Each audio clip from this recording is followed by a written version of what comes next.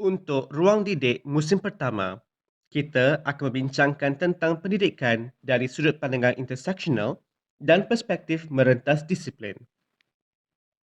Pendidikan ialah sektor yang saling berkait rapat dengan aspek lain dalam sesebuah negara atau masyarakat seperti sistem pemerintahan atau pembangunan wilayahnya.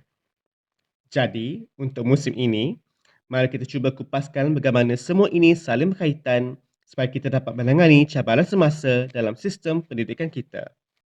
Bersama kita untuk episod podcast pada kali ini ialah Cikgu Stephanus, seorang guru yang mengajar murid berkeperluan khas, dan juga Profesor Madya Dr. Hasna Toran, pensyarah Fakulti Pendidikan Universiti Kebangsaan Malaysia dan pengerusi untuk Rauda Autisme. Mereka akan mengupas dan mengulas keadaan dan situasi semasa pendidikan khas di Malaysia.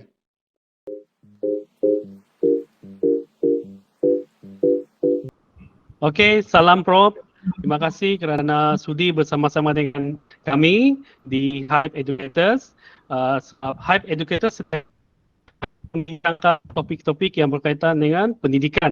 Jadi bulan ini kita akan menghurai ataupun kita akan berbincang secara santai, kritikal tentang isu pendidikan khas. Jadi kalau Prof Hasna Toran, dia tidak asing lagi dalam dunia pendidikan khas.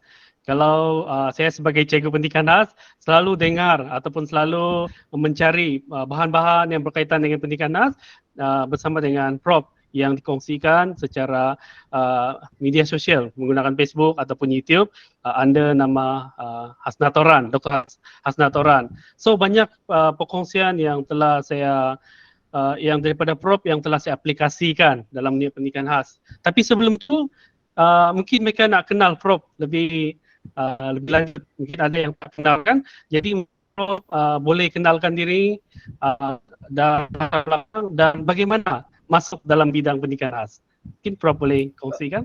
Thank you. Okey, terima kasih kepada tuan pengacara kita, Cikgu Stephanus. Alhamdulillah, Assalamualaikum, salam sejahtera semua. Nama saya Hasnah binti Toran. Saya sekarang bertugas di Fakulti Pendidikan Universiti Kebangsaan Malaysia sebagai pensyarah. Saya melatih bakal-bakal guru pendidikan khas. Saya masuk dalam bidang pendidikan khas selepas saya menerima diagnosis anak sulung saya, Muhammad Rayyan, pada tahun 1998. He was diagnosed with autism, dan pada masa tu autism tu apa pun orang tak tahu, dan pada masa tu kalau kita nak tolong anak kita, kita kena usaha sendiri. Dan bila saya berusaha untuk dapatkan intervensi untuk anak saya, ramai beberapa lain yang datang minta ilmu daripada saya. Jadi saya terlintas Malaysia tidak ada lagi pakar pendidikan dalam bidang autism. Jadi saya letak jawatan sebagai guru pada masa tu dan saya ambil loan pergi ke Amerika Syarikat untuk buat PhD di University of Oregon. Saya ada 3 orang anak, 2 autism. Doktor sebelum ni bukan dalam bidang pendidikan khas, tetapi bila mempunyai anak autism dan doktor melibatkan diri ataupun menceburi dalam bidang pendidikan khas. So, doktor, macam mana Prof, macam mana dengan pada permulaan bila Prof kata tadi tidak ada pakar dalam bidang autism, sehingga kini pun kalau kita tengok walaupun dunia pendidikan khas semakin berkembang dan penerimaan tentang autism semakin meningkat. Walaupun pada dasarnya kita masih faham banyak yang perlu dibuat. Tapi masa Prof memulakan persekolahan dengan anak Prof sendiri, apa masalah yang berlaku, apa masalah yang dihadapi oleh Prof sehingga Prof katakan tadi lebih banyak dari usaha sendiri. Mungkin Prof anak saya dia didiagnose mengalami autism pada usia 3 tahun. Jadi kita mulakan intervensi awal dan pada masa itu kita berharap bahawa selepas kita buat intervensi awal 2 tahun atau 3 tahun, dia akan mampu pergi ke sekolah sekolah kerajaan lah, sebab kita kita tak bergaji besar, kita guru, jadi kita memang berharaplah anak boleh masuk ke sekolah kerajaan. Tetapi pada masa tu, pada tahun 1998 macam tu, belum ada lagi peraturan pendidikan 2013 kan. Jadi masih mengikut peraturan pendidikan khas 1997 yang menyatakan bahawa hanya murid yang boleh dididik, ataupun dalam bahasa Inggerisnya, only students who are educable will be accepted in government school. Educable. Jadi bila kita tanya educable tu maksud apa? Educable tu maksudnya boleh urus diri sendiri dan tidak terlantar. Jadi walaupun kita bekerja keras dengan intervensi awal anak, kita tahu bahawa anak saya yang sulung tu autismnya adalah teruk. Maka walaupun kita bekerja keras, anak saya masih lagi akan memerlukan bantuan dan sokongan di sekolah. Dan saya lihat pada masa tu saya rasa anak saya mustahil masuk ke sekolah kerajaan, tidak akan diterima. So saya pun I did not even try. Saya tak cuba pun hantar anak ke sekolah. Dan alhamdulillah pada masa anak saya berusia 7 tahun tu, semasa Muhammad berusia 7 tahun, kami mendapat kelulusan pinjaman daripada MARA untuk buat PhD. Jadi kami sekeluarga bertolak ke University of Oregon, dan syarat MARA pada masa itu adalah saya perlu letak jawatan. Saya tak boleh bertugas dengan KPM untuk ambil loan MARA tu. Jadi saya letak jawatan, kita pergi, dan bila tiba di sana, anak kami yang dalam keadaan teruk tu diterima di sekolah kerajaan di US. Jadi itu adalah salah satu hasrat saya lah, disebabkan anak saya tergolong dalam murid-murid yang dilabelkan sebagai uneducable ataupun tidak boleh dididik mengikut peraturan pendidikan khas 1997. Jadi saya rasa kita tak boleh label anak-anak tak boleh dididik sampai bila-bila. Kita kena bila murid-murid tak boleh dididik, itu sebenarnya cikgu-cikgu tak tahu nak mendidik sebenarnya. Jadi kita perlu cari jalan bagaimana nak melatih guru kita supaya guru kita mampu mendidik. Itu adalah antara objektif utama saya menyiapkan PhD. Dan alhamdulillah pada penghujung tahun 2018, Menteri Pendidikan pada masa itu melancarkan zero reject policy yang menyatakan bahawa kanak-kanak tidak boleh ditolak daripada menjejakkan kaki ke sekolah. Jadi itu alhamdulillah kita sangat-sangat alu-alukan. Tetapi selepas menteri melancarkan zero reject policy, kita menunggu Kementerian Pendidikan Malaysia untuk mengeluarkan garis panduan ke, mengeluarkan modul ke, mengeluarkan latihan guru secara face to face ataupun secara online. Tapi saya rasa sehingga sekarang dah 2023 tidak ada satu usaha pun yang kita nampak. Well, if I'm wrong, please correct me. Tetapi yang saya perhatikan sampai sekarang pun masih belum ada usaha daripada Kementerian Pendidikan Malaysia untuk sama ada menyokong cikgu-cikgu di sekolah ataupun menyokong ibu bapa. Saya berfikiran bahawa apabila menteri melancarkan zero reject policy, Kementerian Pendidikan Malaysia akan menyusun jentera-jenteranya untuk get the ball rolling. Jadi bila kita nak menjayakan zero reject policy, antara perkara yang kita perlu buat adalah berusaha memastikan semua kanak-kanak sebelum menjejakkan kaki ke sekolah pada usia 7 tahun sudah menerima intervensi awal. We need to start. Yalah, memang intervensi awal itu cakap hari ni bukan nak jadi esok, tetapi we need to get the ball rolling. Perbincangan, intervensi awal melalui apa, adakah melalui kerajaan ataupun adakah kerajaan akan bekerjasama dengan tadika taska swasta. Saya menunggu nak melihat Kementerian Pendidikan Malaysia mengeluarkan garis panduan, mengeluarkan modul untuk ibu bapa, mengeluarkan modul untuk cikgu-cikgu bagaimana nak berkolaborasi dengan ibu bapa, bagaimana modul untuk murid-murid pun, macam mana kita nak ajar murid-murid yang dulunya dianggap sebagai uneducable tapi masih lagi belum ada. Saya yang sebenarnya bersimpati dengan guru-guru. Yang sebenarnya pegawai-pegawai di Kementerian Pendidikan Malaysia, mereka mesti menyediakan sokongan kepada guru-guru. Ibarat kita nak berperang lah kan. Jadi bila kita nak berperang, kita hantar askar kita ke sempadan, ke medan peperangan. Kita hantar kita punya askar. Kalau kita hantar macam tu saja, mati kena tembak lah mereka, betul tak? Macam jalan menyerah diri, pum kena tembak. Jadi bila kita nak hantar kita punya askar, kita cikgu-cikgu ni ibarat foot soldiers lah, prajurit di barisan hadapan kan. Sebelum kita nak hantar, ini saya bukan komandan tentera ke apa, but guna otak kan. Sebelum kita nak hantar kita punya foot soldiers tu, kita kenalah hantar kita punya kapal terbang dulu, lepaskan bom dulu ke, kita kena hantar kita punya kereta kebal ke untuk clear sikit apa musuh tu, barulah foot soldiers datang. Jadi Kementerian Pendidikan tak berbuat demikian. Dia ambil foot soldiers, dia pergilah kau berperang, mati-matilah kau, hidup-hiduplah kau.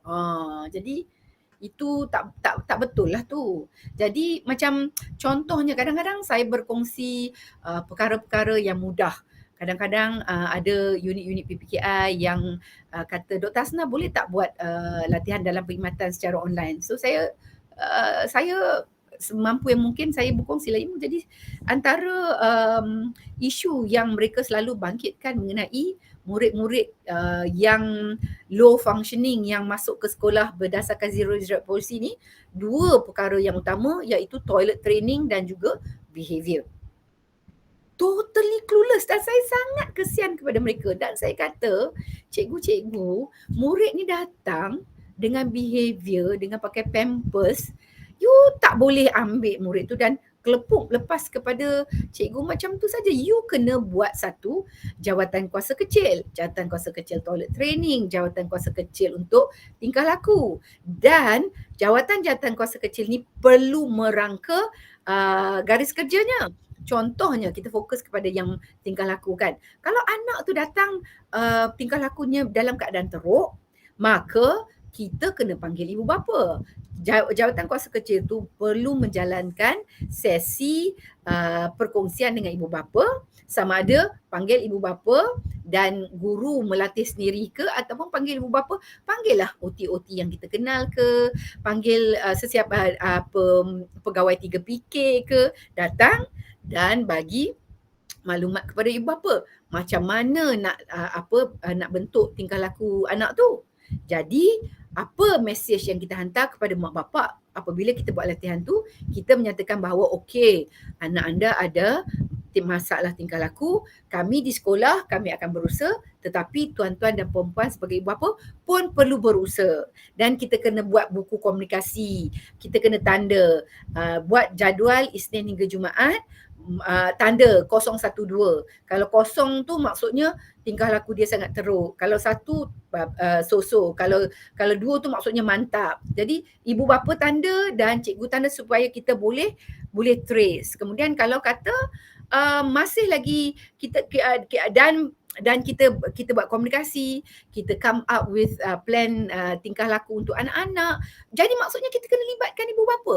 Dan mengenai penglibatan ibu bapa ni, yang saya nampak kan, kalau Cikgu Stephanus nak tanya saya, kebanyakan guru-guru berasa sangat cuak dengan ibu bapa. Kalau boleh, orang putih kata, teachers want to keep the parents at arm's length. Jangan dekat. Sebab cikgu-cikgu takut nanti bak kata satu cikgu tu, tapi kan doktor kita bimbang, takut mak bapak ni minta bulan dan bintang. Maksudnya anak dia dalam keadaan teruk tetapi dia nak anak dia belajar sampai A-levels ke apa benda kan. Saya kata, sebab itu gunanya RPI. Sebab dalam RPI tu dia ada satu section yang menyatakan students current performance, tahap perkembangan terkini murid. Dekat situ kita ceritakan apa kekuatan dia, apa keperluan dia, apa kelemahan dia, kita ceritakan supaya mak bapak tahu, anak you dekat level tu.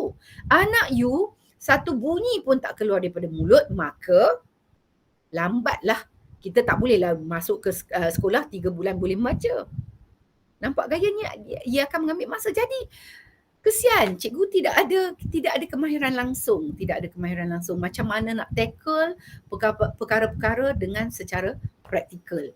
Dan saya rasa kita ni di Malaysia bukanlah dunia ketiga yang teruk kan. Jadi saya lihat negara kita, kalau isu-isu pembangunan ke, isu-isu hiburan ke, isu-isu pelancongan ke apa, semua nak kata kita lah antara terbaik. Tapi bila pendidikan khas tu dia sendu. dia sendu.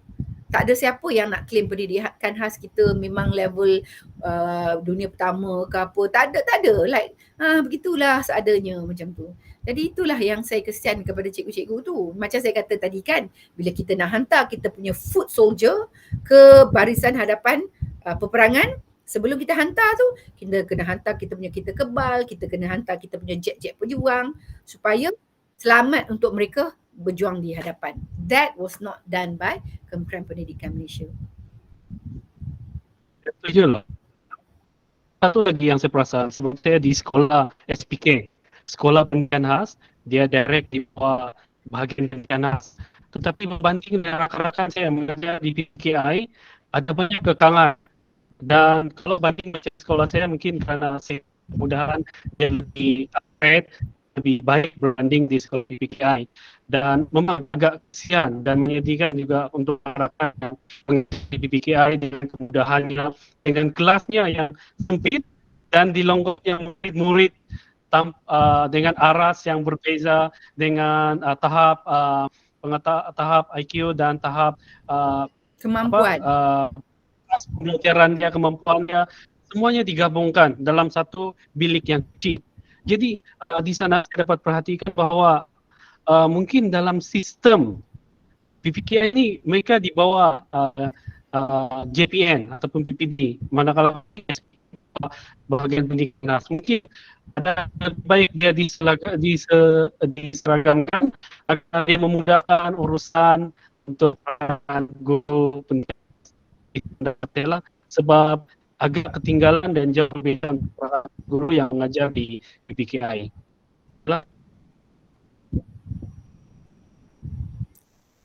Cikgu Stephanus, nak saya komen apa?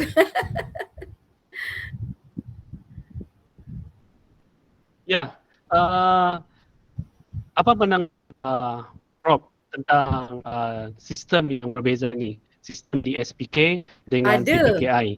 Kalau kita tengok perbezaan dari mudahan, daripada sokongan, jauh berbeza. Dia kan pengalaman saya dalam bidang pengurusan lah, sebab saya punya sarjana adalah dalam bidang pengurusan, dan semasa saya jadi pengarah jenis kurnia itu, alhamdulillah dapatlah mengaplikasikan ilmu yang saya kumpul semasa di peringkat sarjana saya tu. Kita kalau nak tengok apa-apa kejayaan dalam sesuatu organisasi tu, kepimpinan itu adalah sangat penting. Leadership itu adalah sangat penting. Dan kalau kita kata PPKI yang duduk di bawah JPN tidak mendapat prasarana fasiliti yang sama taraf dengan SPK tu, kita kena lihat juga kepimpinan yang berada, kepimpinan pendidikan khas yang ada di Jabatan Pendidikan Negeri tu, how much are they empowered? How much are they empowered? Do they have the power to try and change the situations? Saya rasa tak juga.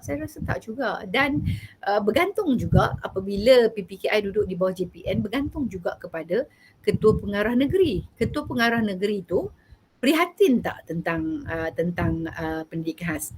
Cakna tak tentang pendidikan khas? Kalau dia prihatin, kalau dia cakna, mungkin dia akan mencari jalan, sebab jawapannya sentiasa samalah, bajet tak ada. But we can think outside the box.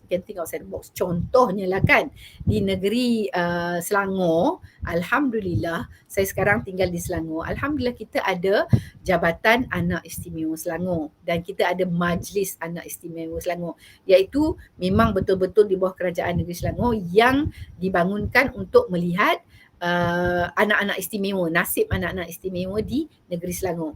Dan Jabatan Anis ni banyak berkolaborasi dengan Jabatan Pendidikan Negeri Selangor, terutamanya dalam memberikan latihan kepada guru, dalam segi membangunkan Independent Living Support Center, memberi latihan kepada lepasan-lepasan sekolah menengah PPKI, latihan supaya mereka mendapat pekerjaan. Jadi dari segi nak ubah struktur dalam Kementerian Pendidikan Malaysia tu, saya rasa it's quite a stretch for us. Dan saya rasa bak kata pepatah bahasa Inggeris, we can talk until the cows come home. Maksudnya kita boleh cakap sampai dagu kita luruh ke lantai pun is beyond our control, Dan katakanlah yang menonton ini adalah leadership kepimpinan pendidikan khas di peringkat negeri, mereka pun akan berkata perkara yang sama, tak ada bajet, tak ada, but we need to start thinking outside the box. Dalam negeri kita ada ke agensi-agensi, kalau kita tak dapat bajet daripada kerajaan persekutuan, kerajaan negeri ada tak bajet? Kerajaan negeri yang sekarang sangat prihatin dengan anak-anak istimewa ini adalah Selangor dan juga Sarawak. Sarawak dah mulakan OZIC, One Stop Early Intervention Center. Mereka sangat prihatin mengenai anak-anak istimewa. Dan alhamdulillah, I think Kelantan is going to follow suit, sebab Kelantan sekarang dalam proses untuk merangka dasar OKU Mukarrabun di peringkat negeri. Jadi we have to think outside the box. Sebab itu apabila saya bercakap dengan guru, saya selalu ingatkan kepada guru-guru, every one of us, setiap seorang daripada kita perlu menjadi empowered. Kita perlu perkasakan diri kita, sebab nak menunggu perubahan dari atas umpama menunggu kucing bertanduk kan, something like that. It's going to, I don't know when that is going to happen. So in the meantime, takkanlah kita nak goyang kaki dan kenapalah PPKI di bawah JPN, that is totally useless. Now let's look, each and one of us, macam mana guru pendidikan khas ni, macam mana nak perkasakan diri. Nombor 1, tanya, unit cikgu ada buat RPI tak? Dan nombor 2, RPI yang dibuat tu berkesan ke atau tidak? Banyak perkara yang kita boleh buat. Dan saya bersetuju untuk ditemu bual dalam program ini kerana I'm impressed that teachers are taking the initiative to have podcast untuk berkongsi ilmu. I think this program is a good example of teachers empowering themselves untuk bercakap tentang isu-isu ni, di mana kita dapati kita tak cukup platform untuk berbincang hal-hal ini. Jadi saya rasa the way to go is to keep empowering our teachers.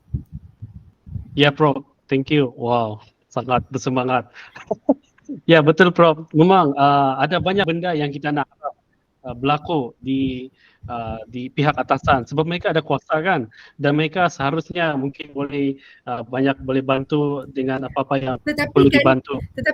Tetapi kan Cikgu Stephanus, semasa saya jadi pengarah Pusat Jenis Kurnia, sering kali jugalah bermesyuarat di Putrajaya. Sebenarnya orang atasan pun mereka terikat dengan polisi, terikat dengan peraturan-peraturan dan sebagainya. Jadi kita perlu ingat bahawa Kementerian Pendidikan Malaysia adalah salah satu kementerian yang paling besar. Kementerian Pendidikan Malaysia, Kementerian Dalam Negeri yang menjaga askar, tentera, polis dan sebagainya. Now, these are among the biggest kementerian. Dan apabila kita ada ilmu tentang pengurusan organisasi yang besar, jika kita nak perkenalkan perubahan, if we want to introduce change, it will be very slow. Because big organisation macam KPM ni, they're not quick on their feet macam tu. So saya melihat bahawa kita cikgu-cikgu perlu faham bahawa perubahan perlu bermula dari bawah, bottom up, not top down. Thank you sharing, Prof. Memang memberi inspirasi kepada saya, sebab macam apa yang saya lakukan, ini pengalaman saya kongsikan sedikit dengan Prof. Bagaimana saya mulakan untuk aktiviti musical dengan murid OKU. Sebenarnya kami tak ada duit, tapi kami mulakan inisiatif, kami saya berkolaborasi dengan ibu bapa, berkolaborasi dengan pihak-pihak yang berkaitan, mereka bagi dana. Jadi mereka bantu untuk kami kembangkan aktiviti-aktiviti yang musikal yang berkaitan dengan saya. Jadi ada benarnya bila kita, maksudnya di sini dia lebih kepada inisiatif kita dari bawah, supaya pihak atasan melihat, okey, bila mereka nampak ini boleh dilakukan, mereka akan bantu. Mereka akan cuba iktihar benda-benda lain. Jadi apa yang dikongsikan oleh Prof tu sangat-sangat membantu. Dan satu lagi yang menarik perhatian saya adalah RPI. Dan selalu guru-guru kata RPI dengan RPH. Dia kadang-kadang lebih kurang, kadang-kadang dia lebih sama, dan ramai orang keliru. Jadi mungkin Prof boleh kongsikan dengan pendengar kita mungkin supaya mereka tahu apa perbezaan sebenarnya RPI dengan RPH. RPH adalah rancangan apa yang kita akan ajar setiap hari. Our daily lesson plans itu adalah RPH. Manakala RPI pula dia lebih macam helicopter view. Dari atas kita pandang pelajar apakah keperluan dia. Jadi untuk kita menulis RPI, sebelum kita tulis RPI, kita perlu jalankan pentaksiran. Dan menarik sekali sebab saya mengajar pelajar-pelajar di peringkat sarjana juga. Pelajar-pelajar peringkat sarjana dalam bidang pendidikan khas ni mereka dah 7-8 tahun menjadi guru dan mereka ada setengah majoritinya belajar secara part time di universiti. Dan bila dia mengambil kuliah saya, pentaksiran dan penilaian dalam pendidikan khas, saya kata okey, sebelum kita buat RPI, kita kena buat pentaksiran. Maklumat daripada pentaksiran itulah yang akan masuk ke RPI. Mereka nganga saja. Dan saya tanya mereka, okey, instrumen pentaksiran ni datang dari mana? Semua nganga je. Dan nganga ni more than 90%. Saya tak beranilah nak sebut 100% kan, but definitely more than 90%. Dan bila saya kata, dulu semasa undergraduate, semasa degree tak belajar ke? Kami belajar RPI lain sikit doktor. Okey, lepas tu Jabatan Pendidikan Negeri dah ada bagi guideline tentang RPI kan. Oh, tak macam doktor ajar. KPM tak macam doktor ajar. Jadi majoriti juga yang bagi tahu kepada saya, mereka menulis RPI tanpa menjalankan pentaksiran. Pentaksiran tu dia akan bagi maklumat mengenai kemahiran motor kasar, motor halus, kognitif, komunikasi, sosial, emosi, tingkah laku dan juga maklumat mengenai kemahiran akademik ataupun pro-akademik. Kita dah ada maklumat ni, kita masukkan ke dalam section tahap perkembangan murid. Dan kita tulis di situ dan berdasarkan laporan kita yang kita tulis dalam tahap perkembangan murid ataupun students current performance, daripada situ bila kita baca tu kan kita akan faham, matematik murid ni di tahap mana, adakah tahap ni sesuai dengan usia dia, dengan tahap pendidikannya ataupun ke bawah. Kalau ke bawah, apakah usaha cikgu untuk memastikan dia boleh catch up. Untuk matematik, untuk bahasa Melayu, untuk tingkah laku, untuk kemahiran sosial dan sebagainya. Itu adalah RPI. RPH tu apa yang kita plan untuk ajar. Now, saya ada juga jumpa beberapa orang guru, tapi alhamdulillah golongan ini semakin mengecil. Golongan ajaran sesat ni dia semakin mengecil. Every year I find less and less of them. Yakni mereka memikirkan bahawa rancangan pendidikan individu tu adalah sama seperti RPH di mana kita plan apa nak ajar murid tu tetapi secara individu. Maksudnya secara one to one. Jadi RPI itu adalah RPH yang kita akan jalankan.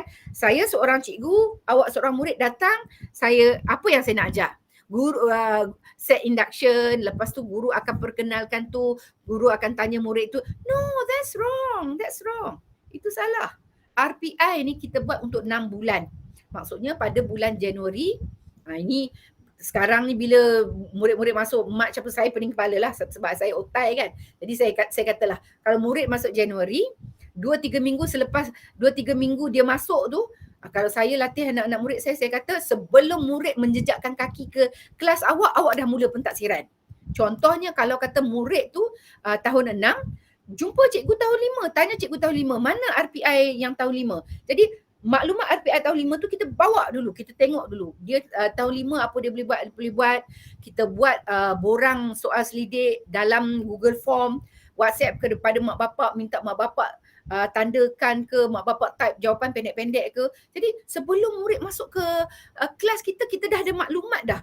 Supaya bila kita menyediakan kelas kita tu, kita boleh sediakan kelas kita, BBM kita tu mengikut kemampuan murid. Jadi bila murid datang, kita continue buat observation, kita buat short test untuk confirm balik maklumat yang kita dapat daripada tahun 5 tu kan. Dan dalam tempoh yang sekejap saja kita boleh tulis kita punya RPI. Dan saya honestly tak setuju bila cikgu-cikgu menyatakan bahawa mereka mengambil masa 3 bulan untuk menyediakan RPI. That is such a waste. Paling cepat RPI boleh buat selepas 2 minggu. Paling saya rasa kalau semasa saya jadi pengarah di Genius Corner dulu, paling lewat 4 minggu. Kalau murid dah masuk 4 minggu tak buat RPI, saya akan tanya kenapa tak buat lagi. Dan dia kata, oh doktor, yang sebenarnya kita ada cuti tu, cuti ni apa-apa. Dan itu boleh diterima, ataupun cikgu akan kata, oh murid ni masuk minggu pertama tetapi minggu ketiga family dia balik kampung sebab bapa accident, hal-hal penting. Jadi between 2 to 4 weeks tu dah boleh buat RPI. Saya tak faham bila cikgu kata, oh 3 bulan. Ini adalah satu praktis, satu amalan yang kita perlu ubah lah. Dan saya rasa yang cikgu perlukan 3 bulan untuk tulis RPI tu, satu, mereka tidak ada instrumen pentaksiran yang mantap. Yang instrumen tu yang kita ada tik, we have a clear idea of the level of the child, dan mereka tidak cekap untuk menulis RPI. Di Genius Corner, kita ada kelas-kelas murid yang prasekolah tu kan, yang high functioning tu, kadang-kadang kan murid autism dalam kelas sampai 21 orang, 18 orang. Jadi seorang cikgu kena siapkan 18 hingga 21 RPI. Saya tanya cikgu dia, cikgu berapa lama cikgu ambil untuk buat satu-satu RPI murid? Dia kata paling lama 20 minit, paling cepat 12 minit. Why is this possible? Sebab it's very clear what they're supposed to write, how they're supposed to write. When teachers are well trained, kita ada instrumen, kita ada dokumen RPI mantap, perkara tu akan jadi cepat. RPI ni adalah saya punya favourite because I feel RPI is a very important instrument, important document. Kalau di Amerika mereka menyatakan bahawa the IEP is the soul of special education. Sebab RPI ni bukan saja menjadi instrumen untuk kita merancang apa yang kita nak jalankan ke atas murid tu selama 6 bulan, tetapi RPI juga merupakan satu instrumen untuk penilaian. Dah lepas kita ajar murid, kita boleh menilai 6 bulan tu capai atau tak capai objektif yang kita tetapkan untuk murid. Kadang-kadang beranggapan bahawa RPI ini pelaksanaan dia macam dia penting, tapi lebih RPH lebih penting terlampau. Tapi terima kasih juga dengan bahagian pendidikan sebab banyak juga mereka berkongsi dengan RPI. Tapi itulah yang Prof kongsikan tadi, kadang-kadang RPI yang dikongsikan oleh bahagian pendidikan ini berbeza dengan apa yang dikongsikan oleh Prof. Ada perbezaan lah bagaimana pelaksanaan. Dan satu lagi Prof, katanya RPI ini adakah hanya dilaksanakan oleh guru kalau menurut pandangan Prof? Hanya dilaksanakan oleh guru ataupun kerjasama? Kalau bukan guru, siapa lagi ya nak buat RPI? Apa yang maksud Cikgu Stephanus? Maksud saya di sini Prof, kita RPI itu memang kita buat bersama dengan murid kita. Tapi bila di rumah ada kita bantuan ibu bapa kerjasama dengan ibu bapa isu yang mereka murid itu kolaborasi dengan ibu bapa itu berlaku semasa mesyuarat RPI. Semasa mesyuarat RPI kita akan jelaskan apa yang kita akan usahakan. Contohnya kalau anak dia masih tak toilet train, di sini kita akan set. Kita kata okey, ada 10 langkah dalam toilet training dan kita akan target untuk 6 bulan ini murid akan menguasai 4 daripada 10 langkah. Ini adalah langkah-langkah yang kita target. Boleh tak yang 4 langkah yang kita nak ajar ni puan ajar juga di rumah. Nanti selepas 6 bulan kita tengok 4 langkah ni dikuasai atau tidak. Kemudian kalau dikuasai, nanti 6 bulan yang berikutnya kita akan latih murid untuk kuasai lagi 6 langkah. So objektif pembelajaran dalam RPI dia kena SMART. SMART. Apabila kita tulis objektif pembelajaran tu mesti S specific, M measurable, A achievable, R relevant, T time related. Jadi saya selalu tanya pelajar-pelajar sarjana saya, what kind of objectives do you write? Adakah objektif pembelajaran yang anda tulis untuk murid awak tu mencapai prinsip SMART? And then inilah masanya, doktor kami tak belajar apa ni doktor. Itulah. Jadi saya rasa mungkin salah satu conclusion yang kita boleh buat dalam kita punya perbincangan ni kan Cikgu Stephanus adalah ilmu mengenai pendidikan khas di Malaysia tu belum sampai ke satu tahap yang mantap. Ini kita lihat dari segi RPI saja ni, belum lihat konsep-konsep yang lain kan. Tetapi itulah we need to empower ourselves to learn, dan guru-guru perlu create apa yang saya sebut, ini adalah satu terma yang ada di dalam pendidikan khas, di dalam dunia pendidikan, iaitu kita panggil community of learning. Community of learning. Macam program di mana Cikgu Stephanus interview saya, we are creating a community of learning.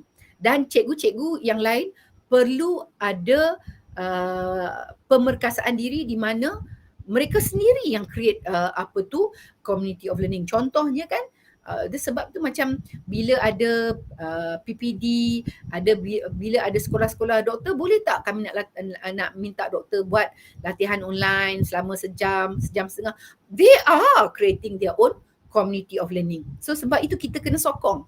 Kita yang anggap diri kita ada ilmu nak dikongsi tu, kita kena sokong. Macam saya tengok di Facebook Cikgu Stephanus ada banyak kemahiran mendidik murid-murid berkeperluan khas untuk mempelajari muzik.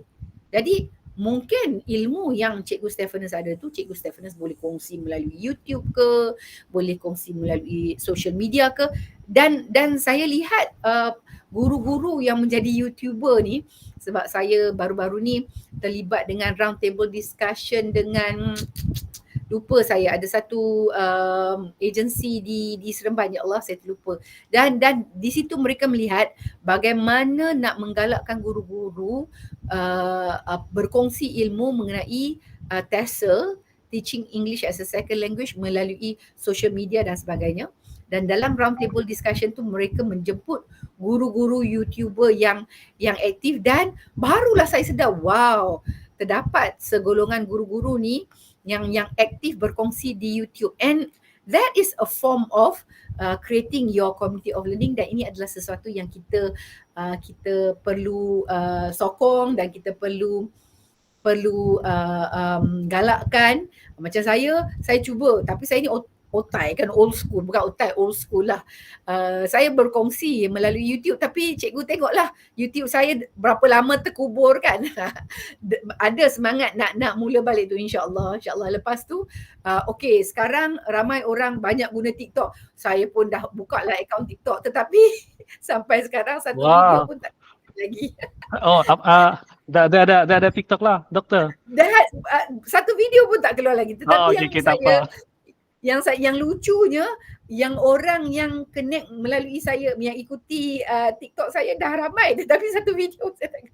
InsyaAllah saya akan belajar dengan anak saya, dan kita akan cubalah keluarkan video-video. Dan itulah saya kata, kita kena create kita punya community of learning. Itulah. Ya, Prof. Satu soalan terakhir.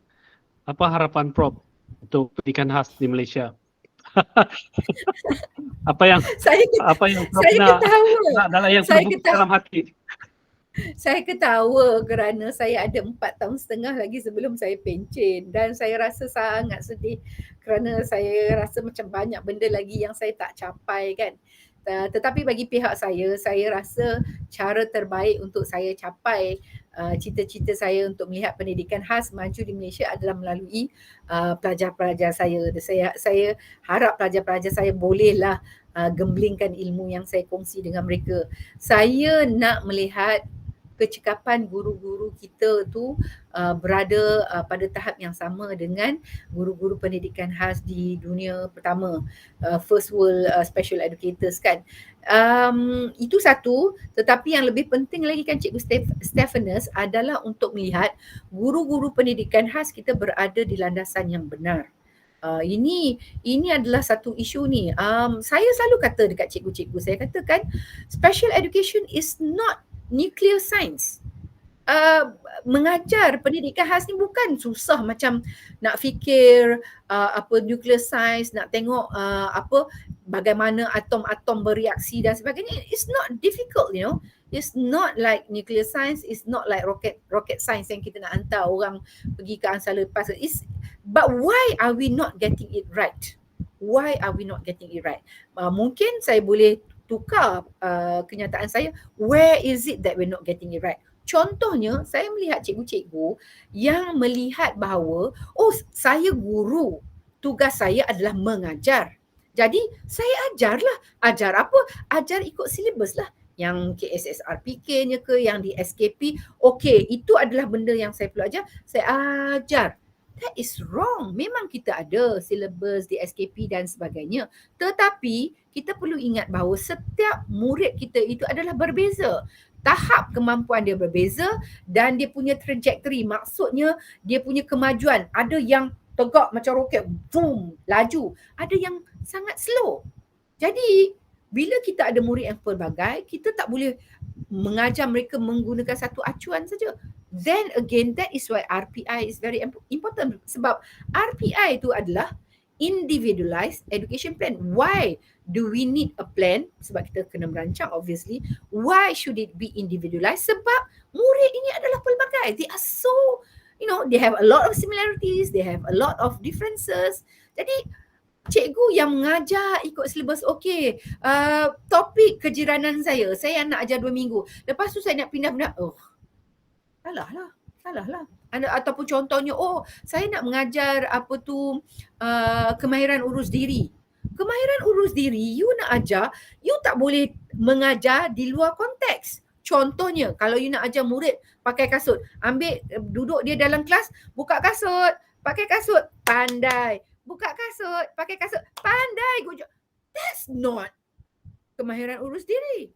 Kemahiran urus diri, you need to teach within the context. Berada dalam bilik muzik, nak keluar balik ke kelas, itu masanya kita ajar dia pakai kasut. Banyaklah saya nampak kita punya, saya rasa hasrat saya dalam 4 tahun ni adalah cuba sedaya yang mungkin supaya pendidikan khas balik ke landasan yang betul, di mana RPI is very important. Harap guru-guru dapat kuasai RPI, dapat menulis RPI, boleh menulis objektif pembelajaran yang mantap untuk murid-muridnya, dan guru pun mempunyai kemahiran. Contohnya kan, kalau you nak bertukang rumah kan, kalau you tak kemahiran, you akan rasa, wow, nak dirikan tiang, nak bancuh simen, nak buat konkrit, susah lah sebab kita tak ada ilmu. Tetapi kalau kita ada ilmu, dia macam petik jari, bum bum bum, kita tahu macam mana nak buat. So kita kena tingkatkan kemahiran cikgu kita. Itulah yang saya harap dapat kita usahakan dalam tempoh 4 tahun setengah ni kan. Selepas 4 tahun setengah, saya rasa macam bye-bye kot kepada dunia pendidikan khas. Saya akan fokus kepada NGO saya, iaitu Raudhah Autism, insyaAllah. Ya Prof, saya yakin Prof akan dapat lebih banyak manfaat kepada kami, kepada dunia pendidikan. Dan mungkin Prof boleh kongsikan NGO Prof sedikit. Mungkin Prof boleh kongsikan apa yang sedang berlaku, dan mungkin ada pendengar kita yang boleh bantu Prof. Alhamdulillah. Jadi NGO kami adalah Persatuan Raudhah Islam Selangor. Nama pendeknya adalah Raudhah Autism. Jadi Raudhah Autism ni kami sedang berusaha untuk membangunkan sebuah independent living center, pusat kehidupan berdikari. Sebab anak saya Muhammad yang sekarang dah 28 tahun, dia merupakan belia autism yang berkefungsian rendah.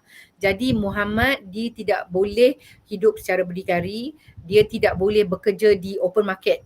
Jadi Raudhah Autism ni dia akan menyediakan tempat tinggal untuk anak-anak kami dan juga menyediakan kegiatan ekonomi supaya Raudhah Autism ini dia menjadi lestari, ataupun dalam bahasa Inggerisnya sustainable. Kita tak nak anak kita menjadi individu-individu yang sentiasa bergantung kepada bantuan kerajaan ke bantuan masyarakat. Kita nak latih mereka untuk jadi berdikari.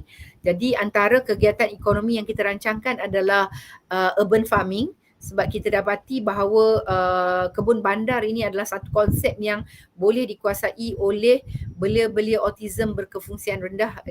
Contohnya anak saya Muhammad sekarang dah tahu macam mana nak petik cendawan, dah tahu macam mana nak proses cendawan, nak bersihkan, nak potong dan sebagainya. Dan insyaAllah lah kita tahu bahawa the challenge is big because they are very low functioning. But kita percaya dalam Islam tu dia ada satu konsep, iaitu konsep istiqamah. Istiqamah tu maksudnya you do it bit by bit but constant. You constantly do it. InsyaAllah anak-anak ini boleh menguasai. Jadi target kita adalah bersatu. We have to be together sebab the challenge is big, tak boleh buat seorang-seorang. Bersatu, berdikari, kita nak anak-anak kita berdikari, dan akhir sekali adalah lestari. Itu kita punya motto, bersatu, berdikari, lestari. Kita perlu bersatu untuk memastikan anak kita berdikari supaya Raudhah Autism menjadi lestari.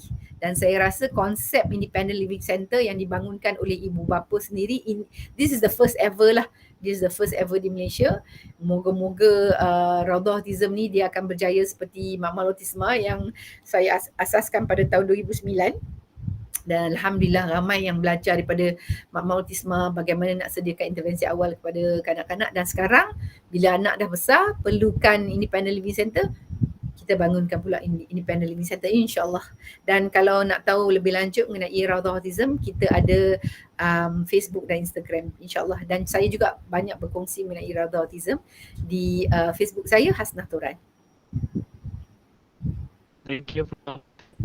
Jadi para pendengar, banyak kita belajar tentang ataupun bukan ada sedikit, sebenarnya ada banyak isu yang berkaitan dengan pendidikan khas tapi dikupas sedikit kerana kekangan masa. Tapi untuk para pendengar, apa yang kami kongsikan ataupun yang telah dikongsikan oleh Prof pada petang ni, apa yang baik itu kita jadikan sebagai teladan, kita jadikan sebagai panduan. Apa yang mungkin bagi orang ada yang kata-kata yang mungkin tidak menyenangkan hati mereka, itu sebenarnya itu adalah salah satu untuk belajar untuk kita bangunkan diri kita daripada apa kata-kata yang mungkin ada yang menyakitkan hati, ada mungkin guru mungkin tak setuju, ada yang tak setuju. Tapi kita bukan semua nak setuju. Ada juga yang tak setuju, tapi tak apa. Kita belajar, dan yang paling penting bahawa pendidikan khas kita di Malaysia akan lebih berkembang. Dan terima kasih Prof kerana sudi bersama-sama dengan kami di Hype Educators. Dan saya percaya mungkin selepas ni ada collaboration dengan Prof. Dan jangan lupa pendengar melawat Facebook, YouTube, TikTok walaupun belum ada video. Hasnah Toran. Hasnah Toran kerana saya banyak belajar.